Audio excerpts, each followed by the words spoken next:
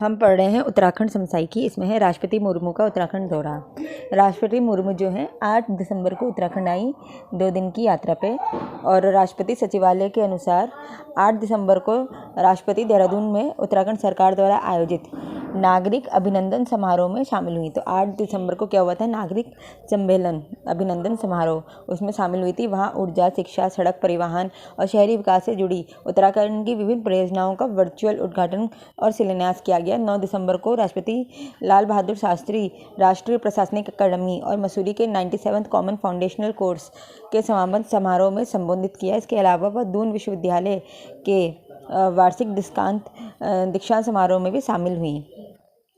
राष्ट्रपति ने 330 करोड़ रुपए की लागत से निर्मित शोभन सिंह जीना राष्ट्रीय मेडिकल कॉलेज अल्मोड़ा पिटकुल की ओर से हरिद्वार के पदार्थ में 84 करोड़ रुपए की लागत से 132 किलोवाट के आधुनिक तकनीक के बिजली घर, इससे संबंधित लाइन का निर्माण जिला रुद्रप्रयाग को में 113.71 करोड़ की लागत से निर्मित 4.5 मेगावाट की काली गंगा द्वितीय लघु जल विद्युत परियोजना का लोकार्पण किया। इसके अलावा उन्होंने 306 रुपये की लागत का चीला पावर हाउस के 144 मेगावाट की योजना का रेनोवेशन कार्य, देहरादून स्मार्ट सिटी परियोजना के तहत 204.46 करोड़ लागत से इंटीग्रेटेड ऑफिस कॉम्प्लेक्स के ग्रीन बिल्डिंग का निर्माण, 131 करोड़ की लागत से हरिद्वार के मैंगलोर में 220 केवाट का सब स्टेशन, 750 करोड़ की लागत से देहरादून के मुख्य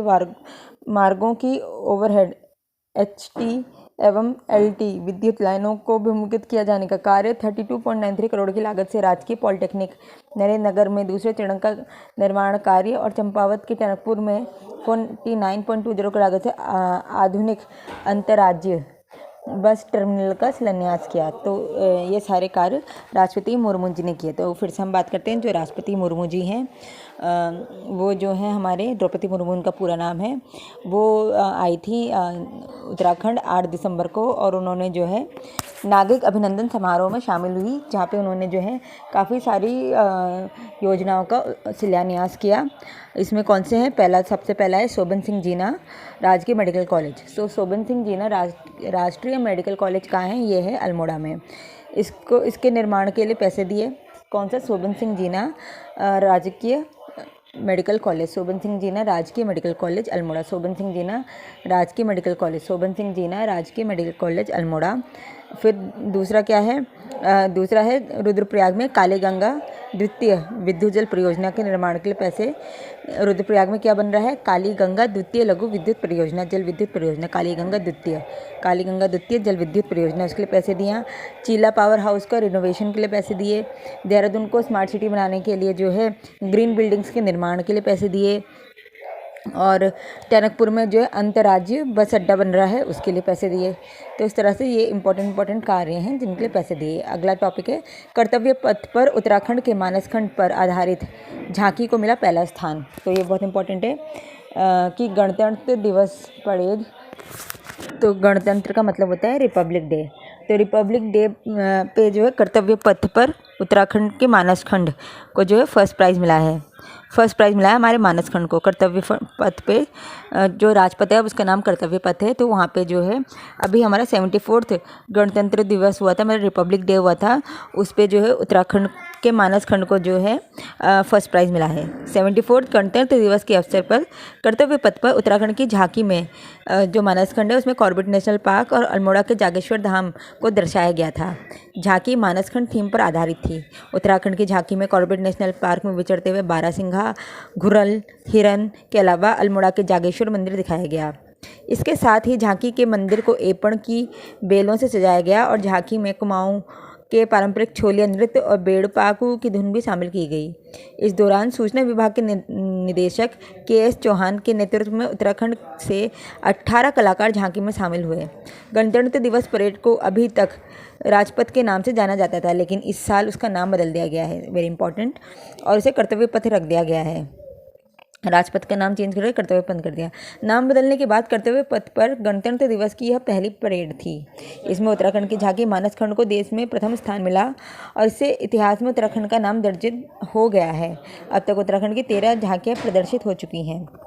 उत्तराखंड तो मतलब 23 वर्षों में, इन 23 वर्षों में जो है उत्तराखंड की 13 झांकियाँ इन 13 वर्षों में 13 झांकियाँ जो है प्रदर्शित हो चुकी है उत्तराखंड की ओर से। अभी तक विगत 13 वर्षों में 2003 में फूलदेई, 2005 में नंदा रज यात्रा, 2006 में फूलों की घाटी, 2007 में कॉर्बेट नेशनल पार्क, 2009 में साहसिक पर्यटन, 2010 में कुंभ मेला, 2014 में जड़ी बूटी, 15 में केदारनाथ, 16 में रमणा, 15 में अनाशक्ति आश्रम, 21 में केदारखंड और 2022 में प्रगति की ओर बढ़ता उत्तराखंड सम्मिलित है। और 2023 का क्या है? मानसखंड। तो मानसखंड को मिला है फर्स्ट प्राइज़।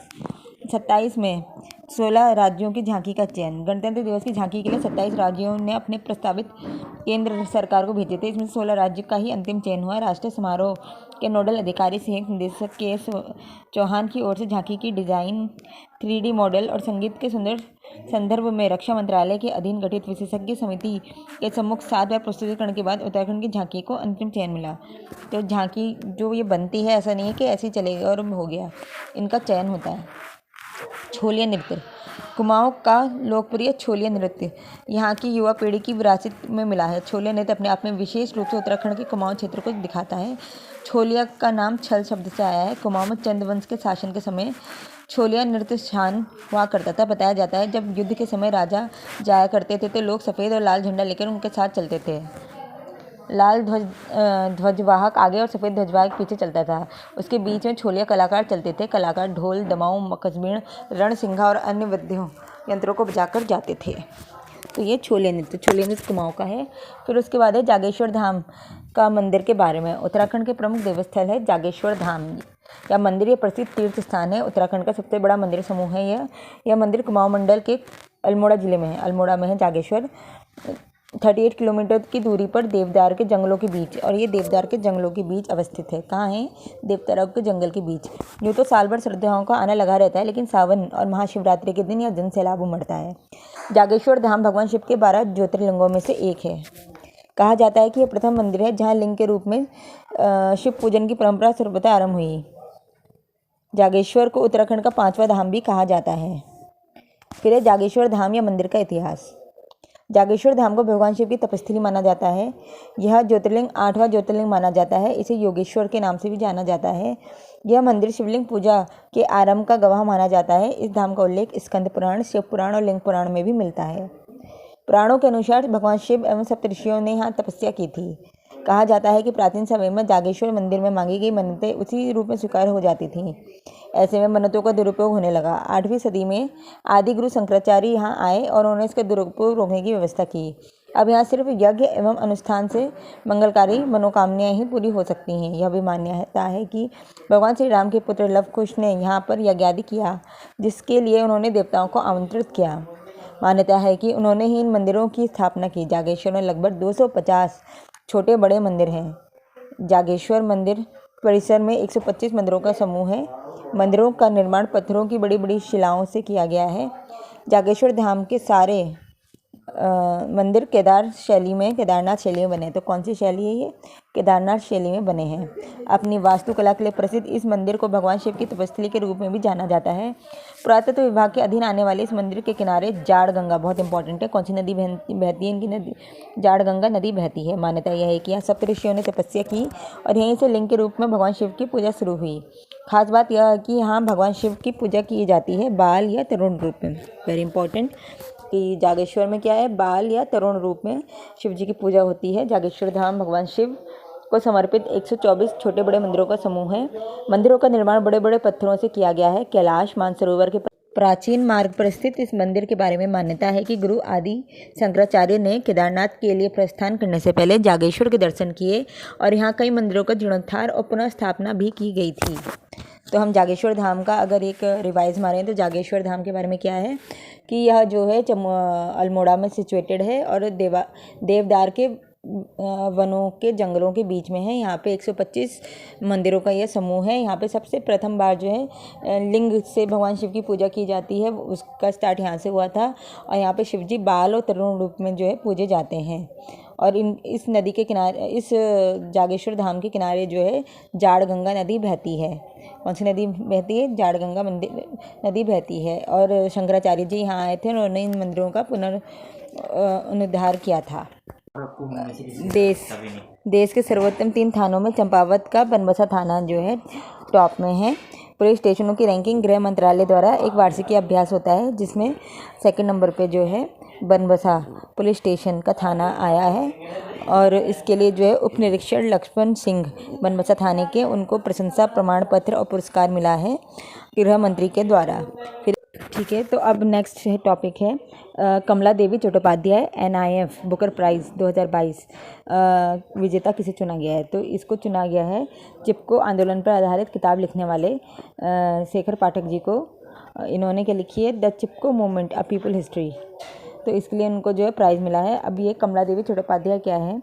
यह जो है देश के लेखकों को आधुनिक या समकालीन भारत पर लिखे उत्कृष्ट कथेतर साहित्य के लिए दिया जाता है। तो मतलब जो साहित्य लिखता है आधुनिक या फिर समकालीन समय की किसी टॉपिक के ऊपर, तो उनको दिया जाता है। और इसके लिए कितने रुपए मिले? 15 लाख रुपए नकद मिलता है, एक ट्रॉफी भी मिलती है और प्रशस्ति पत्र दिया जाता है।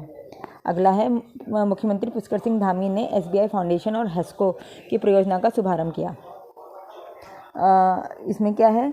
जलवायु परिवर्तन से लड़ने के लिए उत्तराखंड आपदा प्रवण क्षेत्र के लिए जलवायु अनुकूल आजीविका परियोजना, क्या है योजना का नाम? जलवायु अनुकूल आजीविका परियोजना शुरू की गई है, जलवायु अनुकूल आजीविका परियोजना। और इसके लिए क्या है? SBI फाउंडेशन और हेस्को ने मिलकर काम किया है।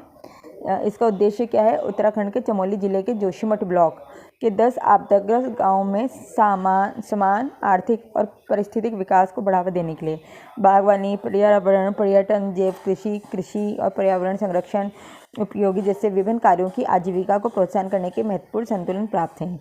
यह योजना SBI foundation, SBI, Bharat state bank की कॉर्पोरेट सामाजिक उत्तरदायित्व शाखा और हिमालय पर्यावरण अध्ययन और संरक्षण हेस्को के सहयोग से तैयार की गई है। हेस्को उनकी अनिल की। SBI general insurance company limited इसमें जो है आपको वित्तीय सहायता प्रदान करेगी, जिसे 2025 तक 3 वर्षों में पूरा किया जाएगा। तो ये योजना के जलवायु अनुकूल आजीविका, और ये कहाँ के लिए है? जोशीमठ के लिए है। जलवायु अनुकूल आजीविका परियोजना, जलवायु अनुकूल आजीविका परियोजना 3 साल में ये बनकर पूरी हो जाएगी। और इसमें जो है हेस्को और SBI फाउंडेशन मिलकर कार्य कर रहे हैं। फिर है योगेश भट्ट बने राज्य सूचना आयुक्त, वेरी इंपॉर्टेंट। हमारे नए राज्य सूचना आयुक्त कौन बन गए हैं? योगेश भट्ट हुए हैं नए राज्य सूचना आयोग, RTI के होते हैं। 2005 में आया था ये उत्तराखंड में। तो योगेश भट्ट बने हैं नए राज्य सूचना आयुक्त। फिर उत्तराखंड में अपनी स्वदेशी बद्री गाय के आनुवांशिक विकास की योजना बनाई गई है। हिमालय की औषधीय जड़ी बूटियों को चढ़ने वाली देसी बद्री गाय की उत्पादकता बढ़ाने के लिए उत्तराखंड अब इनकी आनुवांशिक विकास की योजना बना रहा है। राज्य के पशुपालन विभाग ने छोटी बद्री विवेशियों के स्टॉक में सुधार के लिए सेक्स सॉर्टेड वीर्य तकनीक का उपयोग करने का प्रस्ताव दिया है। अधिकारियों ने उच्च आनुवांशिक स्टॉक के अधिक मवेशी पैदा करने के लिए भ्रूण संस्थानांतरण विधि का विकल्प चुनने का प्रस्ताव दिया है। बद्री गाय है क्या? बद्री गाय एक देसी नस्ल है जो उत्तराखंड में पाई जाती है। वैसे तो बाकी गायों की तुलना में बद्री गाय सिर्फ 3 से 4 लीटर ही दूध देती है। बद्री गाय को पहाड़ी या सर्द इलाके के लिए सबसे अनुकूल माना जाता है। इनका दूध में 8.4% फैट होता है, जो किसी भी गाय और भैंस की दूध की तुलना में कहीं ज़्यादा है। फैट इसमें काफ़ी ज़्यादा होता है। बद्री गाय के दूध में टोटल सॉलिड जो है 9.02% और क्रूड प्रोटीन होती है 3.26%। बद्री गाय का दूध A2 प्रोटीन से भरपूर होता है। साथ ही इसमें कई साधारण पोषक तत्व भी मौजूद होते हैं। इनके दूध से छाछ, मक्खन, घी, लगभग सभी मिल्क प्रोडक्ट्स महंगे होते हैं। अगला है प्रोफेसर रावत होंगे श्रीदेव सुमन के विश्वविद्यालय के कुलपति। श्रीदेव सुमन उत्तराखंड विश्वविद्यालय के प्रोफेसर महावीर रावत कुलपति होंगे। महावीर रावत, क्या नाम इनका? कुलपति कौन बने हैं? प्रोफेसर महावीर रावत। राजभवन ने बुधवार को उन्हें बतौर कार्यवाहक चुना। आगे है उत्तराखंड के टिहरी में विश्व स्तरीय केकिंग कैनोइंग अकादमी स्थापित की जाएगी। केंद्रीय विद्युत और नवीनीकरण ऊर्जा मंत्रालय यूरेडा मंत्री आर के सिंह ने कहा है कि उत्तराखंड के टिहरी में विश्व स्तरीय केकिंग कैनोइंग अकादमी स्थापित की गई। केकिंग कैनोइंग टिहरी झील पर Tehri water sports cup championship के उद्घाटन के अवसर पर Tehri water sports cup championship हुआ था, राष्ट्रीय championship Tehri water sports cup Tehri championship हुआ था। तो उस समय उन्होंने बोला कि विश्व स्तरीय केइंग और कैनाइंग अकेडमी स्थापित की जाएगी। श्री सिंह ने कहा कि पर्वतों में जल विद्युत परियोजना स्थापित करने की अनेक संभावनाएं हैं और केंद्र राज्य सरकार इस दिशा में काम कर रही है। और पहली बार जो है टिहरी झील पर राष्ट्रीय स्तर पर खेल प्रतिस्पर्धा आयोजित की जा रही है।